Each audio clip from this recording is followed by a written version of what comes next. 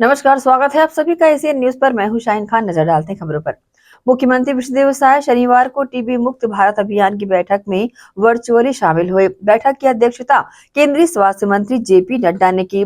CM ने केंद्रीय स्वास्थ्य मंत्री जेपी नड्डा को जानकारी देते हुए बताया कि छत्तीसगढ़ में 7 दिसंबर से अब तक 11 लाख से अधिक लोगों की स्क्रीनिंग हो चुकी है।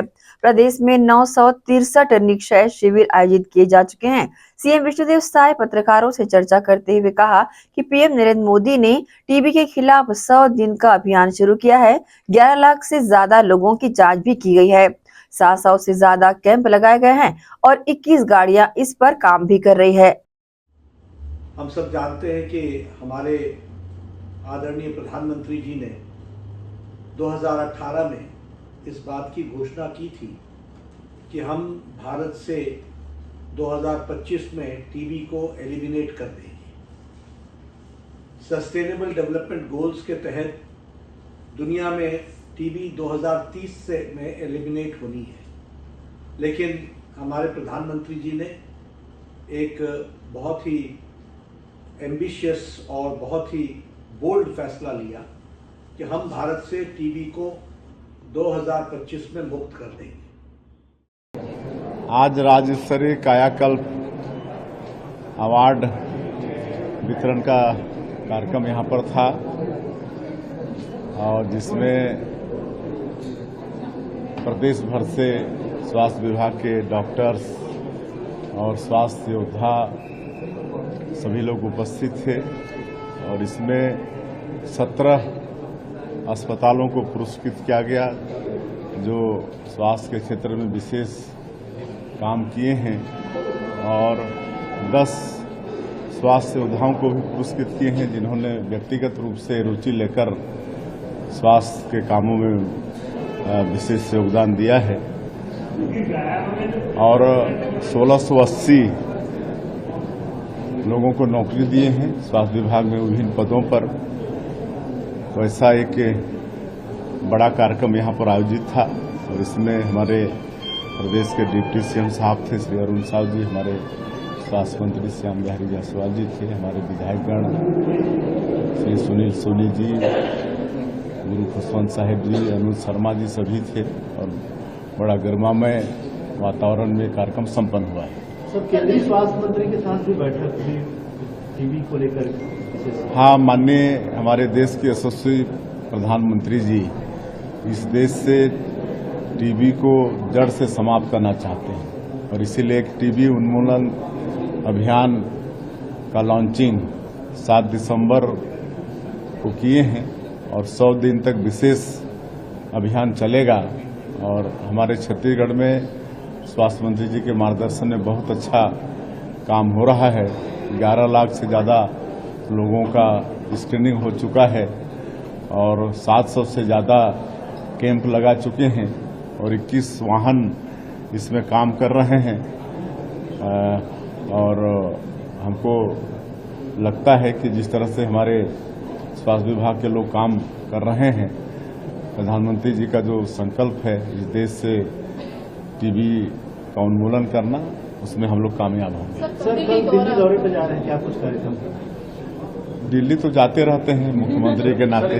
सर, दिल्ली के मुख्यमंत्री अंतिम सवाल है सर, ये सीबीआई को जांच सौंपी है सर नान घोटाले मामले में, जो पद का दुरुपयोग मामले में पूर्व महाधिवक्ता आलोक शुक्ला और अनिल कुटेजा के बीच जो चैट मिली थी उसकी जांच अब सीबीआई की।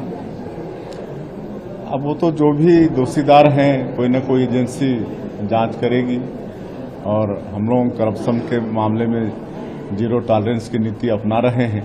छत्तीसगढ़ में कोई भी दोषीदार चाहे कितना बड़े हों वो बख्शे नहीं जाएंगे, वो दंडित होंगे। छत्तीसगढ़ और ओडिशा के बीच महानदी जल विवाद को लेकर छत्तीसगढ़ के जल संसाधन मंत्री केदारनाथ कश्यप ने बड़ी प्रतिक्रिया जाहिर की है। उन्होंने कहा कि ओडिशा और छत्तीसगढ़ में बीजेपी की सरकार है और केंद्र में भी बीजेपी की सरकार है।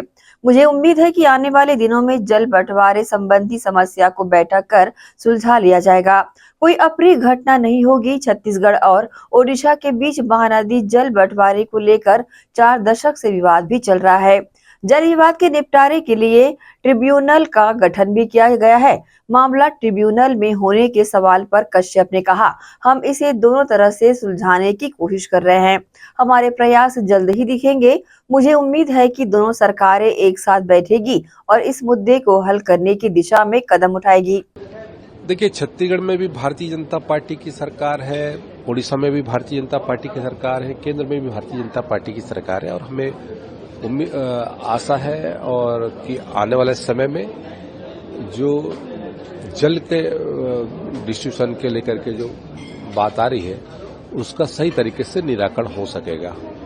और क्योंकि हमारे प्रदेश के मुख्यमंत्री श्री विष्णुदेव साय जी की भी मंशा है और माननीय हमारे उड़ीसा राज्य के माननीय मुख्यमंत्री श्री मोहन मांझी से की अपेक्षा है कि दोनों राज्य मिलकर के इसको कैसे सॉल्व करें, इस पर क्या कहते हैं काम किया जाए।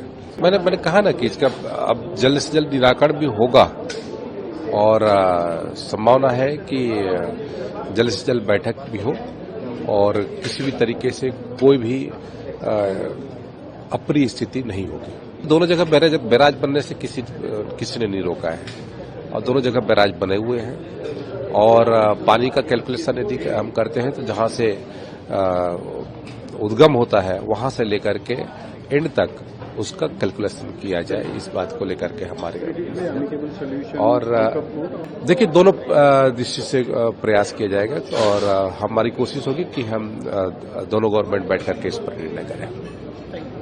श्री राम कथा समिति हुडको के तत्वावधान में 7 दिवसीय श्री राम कथा का भव्य आयोजन हुडको में किया जाएगा। 5 जनवरी से प्रारंभ होने वाले श्री राम कथा का समापन 12 जनवरी को होगा। कथा में महाराष्ट्र के श्री राम ज्ञानी दास जी महाराज अपने श्रीमुख से कथा का सार श्रद्धालुओं को श्रवण कराएंगे।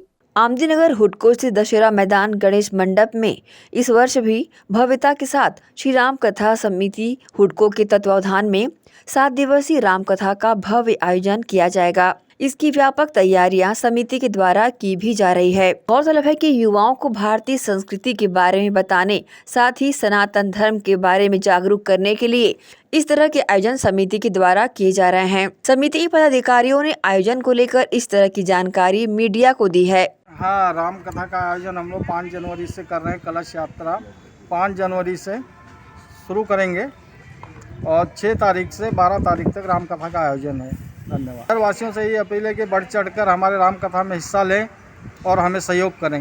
राय की जनता से आह्वान करता हूं कि जो हमारे 6 जनवरी से 12 जनवरी तक जो राम कथा हो रही है इसमें सब शामिल हो और कथा का लुत्फ उठाए, आनंद उठाए और अपने परिवार सहित सब लोग आए, ये मेरी सबसे प्रार्थना है। और श्री राम कथा की समिति के मैं अध्यक्ष के रूप में बोल रहा हूँ कि हमारा ये दूसरे वर्ष का राम कथा कराने जा रहे हैं, जिससे हुडको वासियों का भरपूर सहयोग मिला, जिसके कारण हम द्वितीय वर्ष करने में पुनः सफल हो रहे हैं। और इस बीच में हमारा दिनांक 5 जनवरी को कलश यात्रा हो रही है और उसके बाद 6 तारीख से 12 तारीख तक राम कथा किया जाएगा। उस बीच में प्रत्येक दिन हम भंडारा का ये आयोजन कर रहे हैं, जिससे हुडको वासियों से निवेदन सब लोग आके भंडारा का आनंद और राम कथा सुनो और राम कथा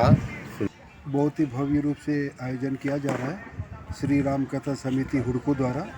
और पिछले वर्ष भी इसका आयोजन किया गया था, यानी अप्रैल महीने में।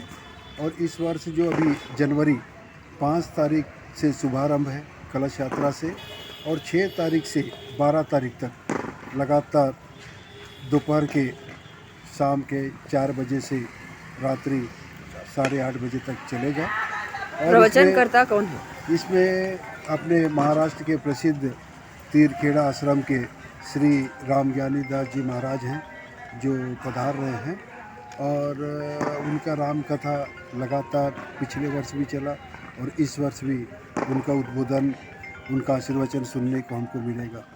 उद्देश्य क्या है राम कथा करवाने का? राम कथा का उद्देश्य यही है, जो हम 9 मित्रों ने इस समिति को बनाया और एक विचार आया कि सभी जगह तो सभी महाभारत वगैरह के सभी पुराण वगैरह चलते रहते हैं। श्री राम कथा जो है प्रभु हमारे हिंदू के प्रथम ईश्वर हैं, उनका स्मरण किया जाए। और हुड़को हृदय स्थली है दुर्ग भिलाई का, तब हम लोगों ने सोच करके ये विचार करके इस आयोजन का शुभारंभ किया। और ईश्वर के आशीर्वाद से प्रतिदिन 1100 से 1200 लोग यहाँ पर प्रसाद ग्रहण करते हैं। ये हमारा सौभाग्य है। आपका परिचय? मैं VS राव, श्री राम कथा समिति का मीडिया प्रभारी हूँ। गौरतलब है कि कथा में महाराष्ट्र के श्री राम ज्ञानी दास जी महाराज अपने श्रीमुख से कथा का सार श्रद्धालुओं को कराएंगे। प्रथम दिन 5 जनवरी को कलश यात्रा भव्यता से जहां निकाली जाएगी, वहीं 7 दिन यहां पर भव्यता से रामकथा का आयोजन किया जाएगा।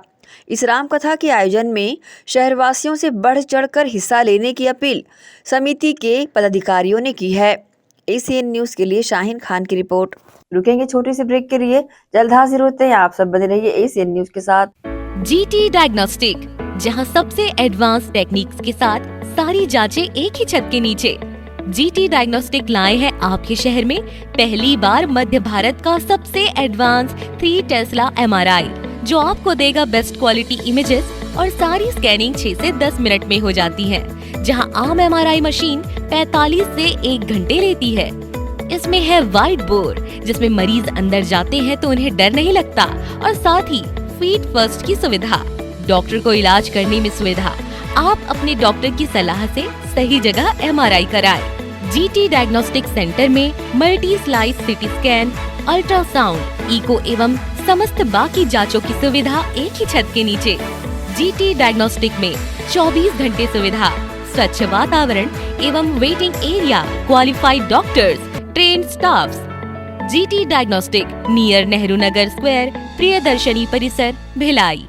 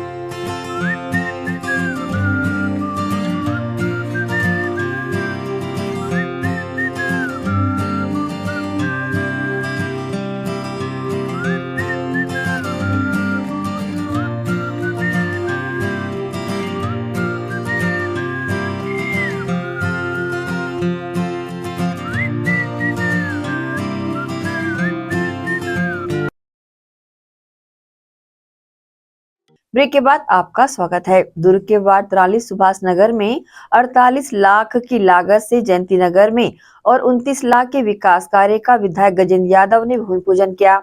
इस दौरान दुर्ग महापौर धीरज बाकलीवाल भी उपस्थित रहे। दुर्ग के वार्ड 43 सुभाष नगर में 48 लाख से होने वाले विकास कार्यों की नींव रखने विधायक गजेंद्र यादव ने भूमि पूजन किया। इस मौके पर दुर्ग विधानसभा के 2 वार्डों में नागरिकों की उपस्थिति में भूमि पूजन किया गया, जिसमें जयंती नगर में कच्ची सड़क को WBM किया जाएगा ताकि आवागमन बेहतर हो सके।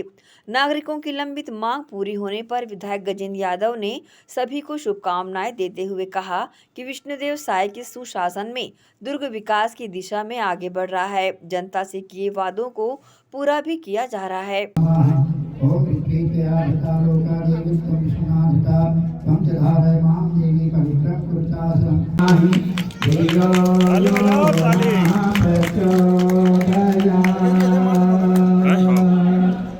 वहीं वार्ड 43 सुभाष नगर के निवासियों और वार्ड 16 जयंती नगर में सामाजिक भवन बनाने समाज के प्रतिनिधियों ने विधायक गजेंद्र यादव विकास कार्य कराने के लिए आग्रह किया था, जिसमें कार्य की राशि की स्वीकृति मिलने पर भूमि पूजन किया गया। वार्ड 43 सुभाष नगर में 48 लाख की लागत से होने वाले विकास कार्यों के लिए वार्डवासी कई वर्षों से इसकी मांग कर रहे थे, जिसका भूमि पूजन होने से उनकी मांग पूरी हो गई। साथ ही कुर्मी भवन के पास नाला सकरा होने के कारण वाहन चालक दुर्घटना का शिकार होते हैं। इस समस्या से निजात दिलाने नाले को कन्वर्ट कराने अपने विधानसभा चुनाव के दौरान विधायक गजेंद्र यादव ने नागरिकों से नाले का बॉक्स कन्वर्ट कराकर ऊपर से सड़क बनाने का वादा किया था, जिसके बाद अपने वादे के अनुसार भूमि पूजन किया गया, जिसमें अब वार्ड के नागरिकों की बड़ी समस्या से निजात मिलेगी। इस दौरान महापौर धीरज बाकलीवाल, जिला भाजपा उपाध्यक्ष विनायक नातू, वार्ड पार्षद दीपक साहू, पार्षद कुलेश्वर साहू, मनीष साहू, काशीराम कोसरे, कमल देवांगन, चंद्रशेखर चंद्राकर सहित अन्य लोग उपस्थित रहे। एशियन न्यूज के लिए दुर्ग से नसीम फारूकी की रिपोर्ट। जशपुर के पठारी क्षेत्रों में हर साल हजारों हेक्टेयर में मिर्च की खेती होती है। पठारी क्षेत्र के हजारों किसान हर साल मिर्च की खेती करते हैं और मिर्च का बम्पर उत्पादन इस क्षेत्र में होता है। मिर्च के उत्पादन को देखते हुए सन्ना क्षेत्र में 7 साल पहले 1 करोड़ की लागत से मिर्च प्रोसेसिंग यूनिट की स्थापना की गई थी, लेकिन 7 साल बाद भी इस प्रोसेसिंग यूनिट में ताला लटका हुआ है और ये प्रोसेसिंग यूनिट सफेद हाथ ही साबित हो रहा है। सर, इससे बहुत नुकसान है क्योंकि हमारे इस सन्ना क्षेत्र में हजारों एकड़ में मिर्ची, आलू, टमाटर इस सब का खेती किया जाता है, लेकिन वो चालू नहीं है। जैसे हम लोग को पता है कि वो बन के तैयार है, उसमें जितने भी मशीनरी जो लगता है वो सब लग के कंप्लीट है, फिर भी पता नहीं वो आज तक चालू क्यों नहीं किया गया है। अगर वो चालू हो जाता तो हम किसानों को बहुत फ़ायदा होता, क्योंकि कभी कभी मिर्ची जो है उसे रेट डाउन हो जाता है, 5-6 रुपया रेट हो जाता है, जिससे हम किसानों को काफ़ी क्योंकि तोड़ाई ही हम लोग 4 रुपये, 5 रुपये, 6 रुपये इस टाइप से तो हम लोग को तोड़ाई ही देना पड़ता है। अगर वो रहता तो हम वहीं पे अगर अपना माल देते तो अच्छा रेट मिल जाता, जिससे हम किसान को फ़ायदा होता। क्या चाहते हैं आप? तो हम तो यही चाहेंगे कि वो जल्द से जल्द शुरू हो जाए और हम लोग को कुछ फ़ायदा मिल जाए, इस एरिया के जितने भी किसान हैं। देखिए, पहले तो यहाँ मिर्च का जो प्रोसेसिंग बन के तैयार है, इससे हम लोगों का नुकसान ये होता है कि रेट में बहुत ज़्यादा फ्लक्चुएसन होता है और रेट कभी जो है वो किसान के मन मुताबिक मिलता है और कभी जो है वो प्रोडक्शन ज़्यादा होने की वजह से जो रेट है वो काफ़ी कम हो जाता है, जिसमें हम लोगों को 7 रुपये, 8 रुपये, 10 रुपया या 12 रुपये पड़ता है, जो हमारी कॉस्टिंग भी नहीं आती है। ऐसा हो जाता है। तो अगर ये प्रोसेसिंग गवर्नमेंट का है, अगर ये चालू हो जाती तो हम लोगों के लिए बेनिफिट ये होता है कि एक रेट पे जो है हम लोग बेचते हैं और हम लोगों का नुकसान ज़्यादा नहीं होता और हम लोगों का प्रॉफिट बना रहता है। तो ये हम लोगों का ज़्यादा नुकसान है और इसको जल्दी से जल्दी चालू कराने का प्रयास किया जाए। रायगढ़ शहर में शनिवार को एक ऐसी घटना सीसीटीवी कैमरे में कैद हुई जिसे देखकर हर कोई हैरान रह गया। स्टेशन की तरफ से आ रही एक कार ने सड़क किनारे खड़े बछड़े को टक्कर मार दी। इस दौरान बछड़ा कार में ही फंसा रहा, जो करीब 500 मीटर तक घसीटता गया। इस दौरान बछड़े की मां अपनी कुछ अन्य गायों के साथ दौड़ती हुई कार के सामने आकर कार को रोक स्टेशन चौक पर एक बछड़े को टक्कर मारने के बाद उसे घसीटते हुए ले जा रही कार को मौके पर मौजूद अन्य गायों ने दौड़ा लिया। गायों ने कार के आगे पहुंचकर उसे रोक लिया। इसके बाद स्थानीय लोगों की मदद से कार के नीचे से बछड़े को निकालकर उसका उपचार कराया गया। वक्त है एक और छोटे से ब्रेक का, जल्द हाजिर होते हैं। आप सब बने रहिए एसीएन न्यूज के साथ। जीटी डायग्नोस्टिक, जहां सबसे एडवांस टेक्निक्स के साथ सारी जांचें एक ही छत के नीचे।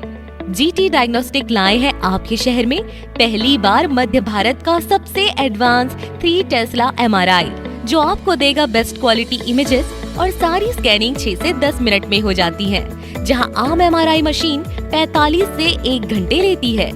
इसमें है वाइट बोर्ड, जिसमें मरीज अंदर जाते हैं तो उन्हें डर नहीं लगता, और साथ ही फीट फर्स्ट की सुविधा, डॉक्टर को इलाज करने में सुविधा। आप अपने डॉक्टर की सलाह से सही जगह एमआरआई कराएं। जीटी डायग्नोस्टिक सेंटर में multi slice CT scan, ultrasound, echo एवं समस्त बाकी जांचों की सुविधा एक ही छत के नीचे। जीटी डायग्नोस्टिक में 24 घंटे सुविधा, स्वच्छ वातावरण एवं waiting area, qualified doctors, trained staffs. GT diagnostic, near Nehru Nagar square, Priyadarshini परिसर, भिलाई। श्री शंकराचार्य प्रोफेशनल यूनिवर्सिटी जुनवानी, जी हाँ, सत्र 2024-25 के लिए प्रवेश प्रक्रिया प्रारंभ है। डिप्लोमा इन फार्मेसी एवं बैचलर ऑफ फार्मेसी के लिए प्रवेश प्रारंभ है। बिना PPHD दिए सीधा प्रवेश। इतना ही नहीं, 10वीं और 12वीं में गणित और विज्ञान के छात्रों के लिए सुनहरा अवसर है। सीमित समय, सीमित सीटें। अगर है सपनों को पूरा करना तो भरना होगा ऊंची उड़ान। जल्दी करें, प्रवेश प्रारंभ है। प्रेजेंटली शंकराचार्य ग्रुप के अंदर 4 फार्मेसी कॉलेजेस हैं। इन चारों फार्मेसी कॉलेजेस में diploma in pharmacy and bachelor of pharmacy की कोर्सेज रन होती हैं। साथ में masters in pharmacy and PhD की कोर्सेज भी हम ऑफर करते हैं। शंकराचार्य प्रोफेशनल यूनिवर्सिटी के अंदर ये चारों कॉलेज एफिलिएटेड हैं and most importantly pharmacy council of India ने चारों कॉलेजेस को अनुमोदन दिया है। जैसे कि आप जानते हैं, Shankaracharya group is famous for its infrastructure, its faculty, its students group, and in every aspect we are on top as from 2008. So in this year also, अगर आप चाहते हैं कि आप 12th के बाद साइंस में आपके भविष्य बनाना चाहते हैं, तो शंकराचार्य प्रोफेशनल यूनिवर्सिटी में एक बार जरूर आए। फार्मेसी कोर्स में अभी डायरेक्ट एडमिशन 12th की % बेसिस पे दिया जा रहा है, तो जल्द से जल्द संपर्क करें। तो एडमिशन हेतु जल्दी करें। Shri Shankaracharya professional university Junwani, Bhilai, Chhattisgarh. संपर्क करें 9977258200।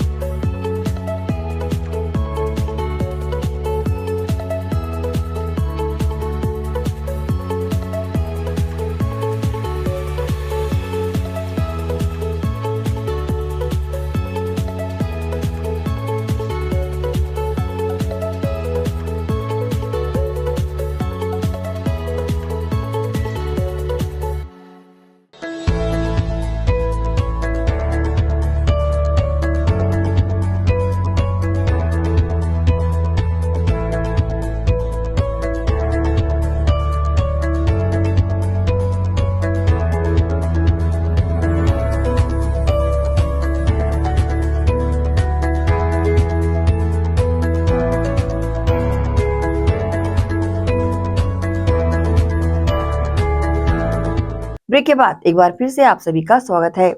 जशपुर पुलिस ने 24 घंटे के भीतर एक अंधे कत्ल की गुत्थी को सुलझाने में सफलता हासिल की है। मामला जशपुर जिले के घासी मुंडा गायबेड़ा स्थित तालाब में मिले एक शव से जुड़ा हुआ है। पुलिस ने इस हत्या के मुख्य आरोपी अंकित मिंज को गिरफ्तार कर न्यायिक रिमांड पर जेल भेज दिया है। इस अपराध में एक 15 वर्षीय नाबालिग भी शामिल पाया गया, जिसे किशोर न्याय बोर्ड के समक्ष पेश किया गया है। घटना की शुरुआत 19 दिसंबर को तब हुई जब ग्रामीणों ने तालाब में एक शव देखा। मृतक की पहचान भूषण तिर्की के रूप में की गई है। प्रारंभिक जांच में पता चला है कि मृतक अपने दोस्त अंकित मिंज के घर गया हुआ था। दोनों ने शराब पार्टी की, जहां एक पेन ड्राइव को लेकर झगड़ा बढ़ा और अंकित ने मृतक की हत्या कर डाली। मामले की जानकारी पुलिस अधिकारी विनोद कुमार मंडावी ने दी है। विवेचना के दौरान यह पता चला कि मृतक भूषण तिर्की अपने घर से दिनांक 14/12/24 को अपने साथी अमित मिंज के यहाँ सिंगी बहार गया था। सिंगी बहार से दोनों तपकरा गए, वहां शराब का सेवन किया। शराब सेवन करने के पश्चात अमित मिंज द्वारा एक साउंड बॉक्स पेन ड्राइव लेकर अपने दोनों सिंगी बहार अमित मिंज के घर गए, जहां मृतक और अमित मिंज साउंड बॉक्स में गाना बजाना किए और इसी दरमियान अमित मिंज शौच के लिए बाहर गया। मौके को देखकर मृतक भूषण द्वारा पेन ड्राइव को अपने पास रख लिया था। इसी जब वापस अमित मिंज आया तो देखा कि पेन ड्राइव नहीं है। इस पर दोनों में आपसी लड़ाई हुई और जब मृतक भूषण तिर्की के जेब को तलाश लिया तो अमित मिंज को पेन ड्राइव भूषण तिर्की के जेब से मिला। इसी बात पर गुस्सा में आकर अमित मिंज के द्वारा उसे लात घुसे और लाठी से मारकर हत्या कर दिया गया था और शव को बोरी में रखकर छुपा लिया। रात्रि होने पर करीबन 7-8 बजे मृतक के शव को अपने एक नाबालिग भांजा के साथ जाकर उसे मृतक के ही मोटरसाइकिल से गायबेड़ा तालाब में फेंक दिए थे और वापस आकर उक्त मोटरसाइकिल को सुबह 5 बजे सोना डोंगरी के पास पुल में फेंक दिए थे। मृतक के शव एवं मोटरसाइकिल को साक्ष्य छुपाने की नियत से अमित मिंज द्वारा यह कृत्य किया गया था और उसके मेमोरेंडम पर मृतक का मोबाइल, मोटरसाइकिल को जब्त कर लिया गया है और उसे अमित मिंज को गिरफ्तार कर न्यायिक रिमांड में भेजा गया है और उसके साथ देने वाले नाबालिग भांजा। दुर्ग पुलिस ने घरों में सेंध लगाकर चोरी करने वाले 2 शातिर चोरों को गिरफ्तार कर लिया है। वहीं पुलिस ने गिरफ्तार आरोपियों के पास से 8,70,000 रुपए के सोने और चांदी के जेवर को भी बरामद किया है। दुर्ग के एडिशनल एसपी अभिषेक झा ने खुलासा करते हुए कहा कि सिंधी कॉलोनी निवासी प्रार्थिया सविता तलरेजा ने मोहन नगर थाने में शिकायत दर्ज कराई कि इनके घर में 2 सरदार अलमारी की चाबी बना देंगे कहकर आए और चाबी बनाने के दौरान प्रार्थिया को बातों में उलझाकर अलमारी में रखे सोने चांदी की जेवरातों को पार कर लिया।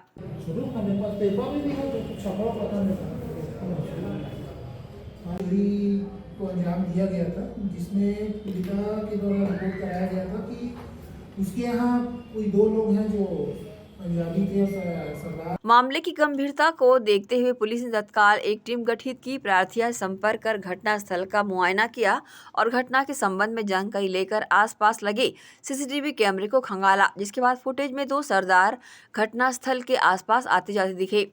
वीडियो फुटेज की सहायता से दोनों सरदारों का आसपास के लोगों से एवं मुखबिरों को दिखाकर पूछताछ करने पर दोनों सरदार लोकल स्थानीय के रहवासी नहीं होना बताया गया। इसके बाद दुर्ग पुलिस की व्हाट्सएप ग्रुप में आरोपियों का फुटेज प्रसारित किया गया और आरोपियों की पहचान राजू सिंह एवं निशान सिंह के रूप में की गई। आरोपी इंदौर निवासी बताए गए हैं।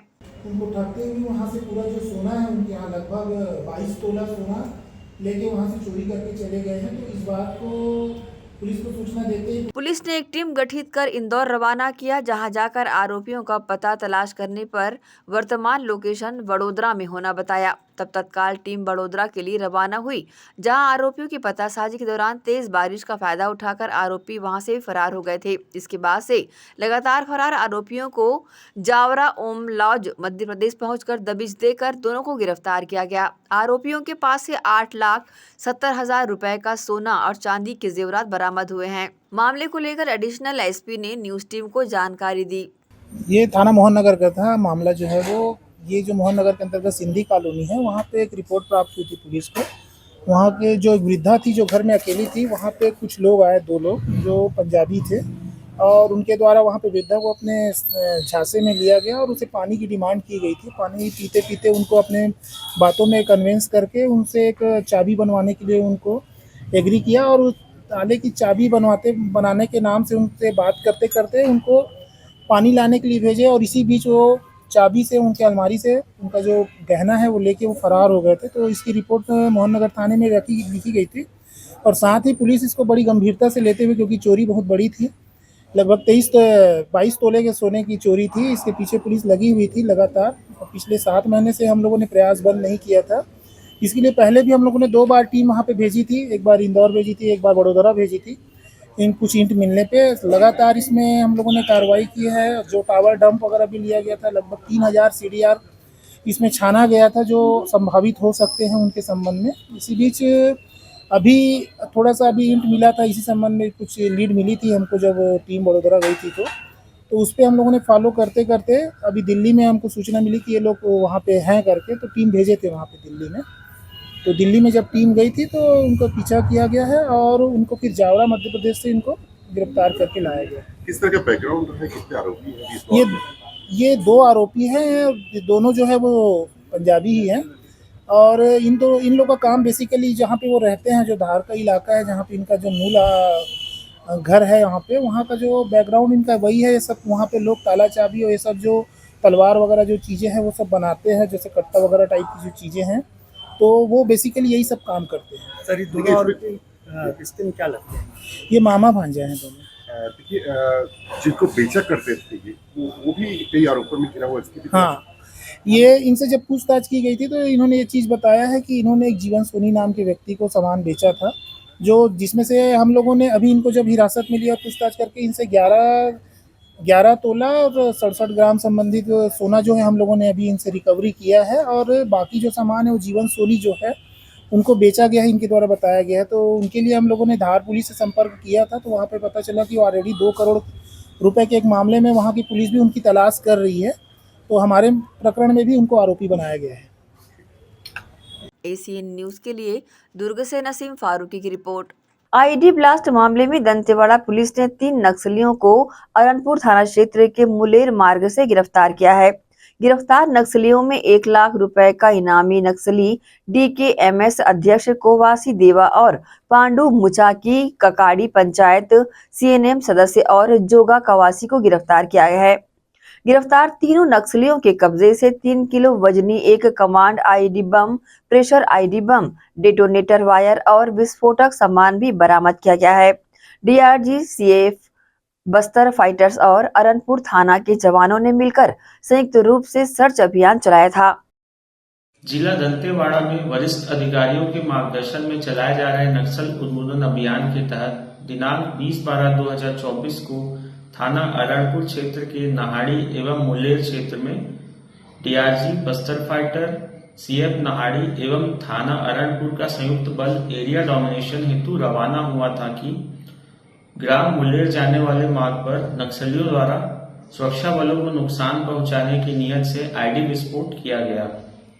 उक्त घटना के पश्चात सुरक्षा बलों द्वारा आसपास सर्चिंग की कार्रवाई की गई, जिसमें 3 संदिग्ध माओवादी को पकड़ा गया, जिनसे पूछताछ करने पर अपना नाम क्रमशः पांडु मुचाकी ककाड़ी पंचायत CNM सदस्य, कोवासी देवा उपमपल्ली पंचायत DKMS अध्यक्ष, जोगा कवासी उपमपल्ली पंचायत DKMS उपाध्यक्ष के पद पर प्रतिबंधित माओवादी संगठन में कार्य करना बताया।